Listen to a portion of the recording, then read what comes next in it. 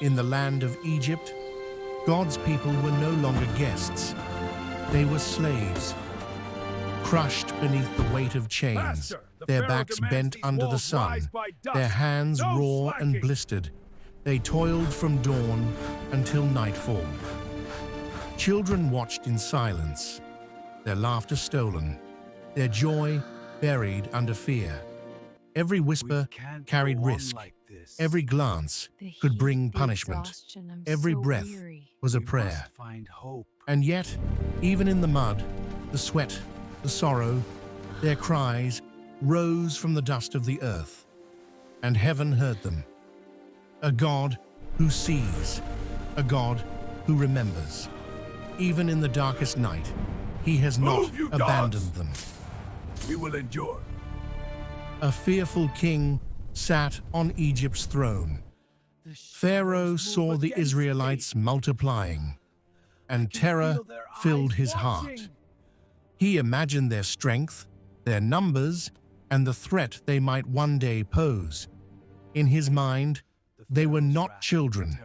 They were an army waiting to rise against him. And so, in a heart consumed by fear, he spoke a command so cruel it would pierce the lives of countless families. Every Hebrew boy that is born shall be thrown into the Nile. A decree meant to silence life itself, a law written in terror, enforced with iron. The Nile, once a source of life, would become a river of death. And yet, even in this moment of darkness, God's plan was already at work. But Pharaoh did not know that no decree of man can silence the plans of God. Every command, every law meant to destroy, every soldier sent to enforce fear, could not stop what heaven had ordained. For the hand of God moves quietly, in ways that are unseen, yet unstoppable. What looks like defeat is only the shadow of a greater plan. What seems hopeless is already the stage for a miracle. And in the midst of fear and darkness, a life would begin that could not be silenced, a story that could not be stopped. In a humble Hebrew home, a man named Amram of the tribe of Levi married Jochebed, a Levite woman. She became pregnant and gave birth to a son. A life so small, yet filled with the weight of destiny. A fragile cry echoed through the room, yet it carried the hope of generations. And when his mother looked upon him, she saw what Scripture declares: he was a fine child. In the midst of oppression, in a world ruled by fear, God had given a gift too precious to be measured.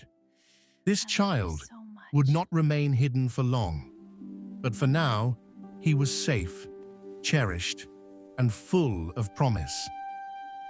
For 3 months, she hid him, every breath held, every cry feared.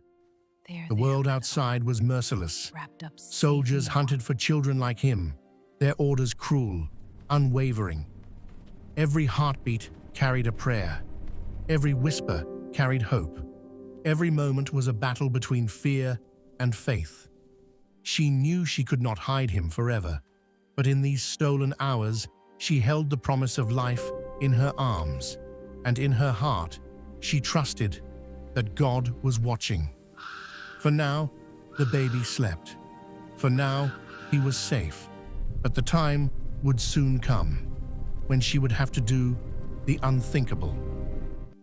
But when hiding was no longer possible, she did the unthinkable. She placed her child in the hands of God. Every heartbeat screamed with fear. Every tear fell with love.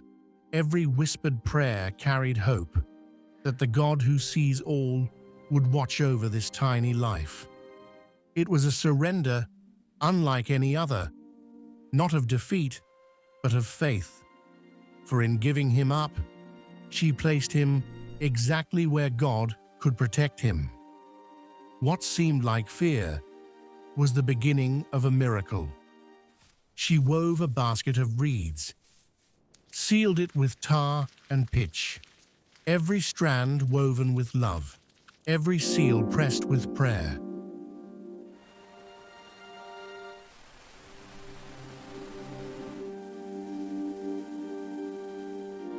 She laid her baby upon the waters of the Nile. The river of fear became the place of trust. Into the unknown he drifted, not abandoned, but entrusted. The very river meant to be his grave became the path of his salvation. What was commanded for death now carried life. Not by chance, not by accident, but by a hand unseen. And from a distance, a sister watched, waiting. Because even in moments of surrender, God is already guiding what comes next. At that very moment, Pharaoh's daughter came down to the river to bathe, unaware that her steps were guided toward a story greater than herself. The daughter of a king walking toward the child of slaves. Two worlds about to meet. She saw the basket among the reeds. She sent her servant to fetch it, and when she opened it, the child cried, a sound small enough to be ignored, yet powerful enough to change everything. Something stirred in her heart. She said, "This is one of the Hebrew children." She knew the law, she knew the cost, she knew what was expected of her, and yet she chose compassion over cruelty. In that moment, mercy spoke louder than fear, and love proved stronger than power. From the reeds stepped a young girl, small in stature, yet strong in spirit. With courage beyond her years, she spoke. "Shall I go and call a nurse for you from the Hebrew women?" In that moment, fear held its breath, and faith found its voice. The mother was called back. The child returned to her arms.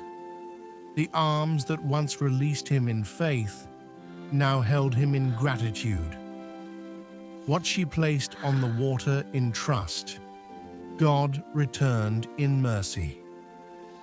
Fear gave way to joy, sorrow yielded to praise, and hope was reborn. And the woman who once hid her son in fear was now paid by Pharaoh's house to raise the very deliverer God had chosen. The empire that sought his death now funded his life.